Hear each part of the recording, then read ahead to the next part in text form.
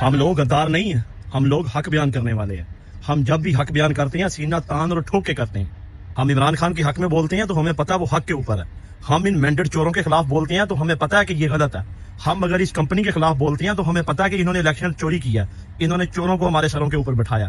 ہم اگر انڈیا اور مودی کے خلاف بولتے ہیں نا تو ڈٹ کے اور سینہ ٹھوک کے بولتے ہیں، کیونکہ ہمارا قومی فریضہ ہے. اور اگر ہم جنگ کے دوران اپنی فوج کے حق میں ویڈیوز بناتے ہیں نا تو سینہ ٹھوک کے بناتے ہیں، پھر بھی ہمیں کسی کے سرٹیفکیٹ کی ضرورت نہیں ہوتی. ہم غدار نہیں ہیں.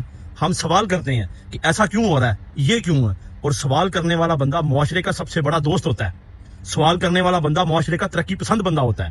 فار ایگزامپل، آپ کا اگر کوئی دوست آپ کو کسی غلط کام سے روکے تو آپ کا اصل دوست وہ ہے، نہ کہ وہ ہے جو غلط کام میں بھی آپ کو سپورٹ کرے اور آپ کے ساتھ چلا جائے، وہ آپ کا دشمن ہے.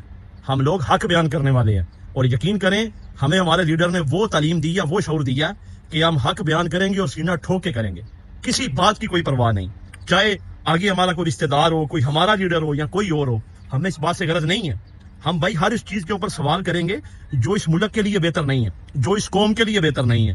ہر وہ چیز جو آئین کے منافی ہے ہم اس کے اوپر سوال کریں گے، کیونکہ ہمیں عادت کی ہمارے لیڈر نے دی ہے. ہمیں اس نے یہ شعور دیا کہ سوال کرو.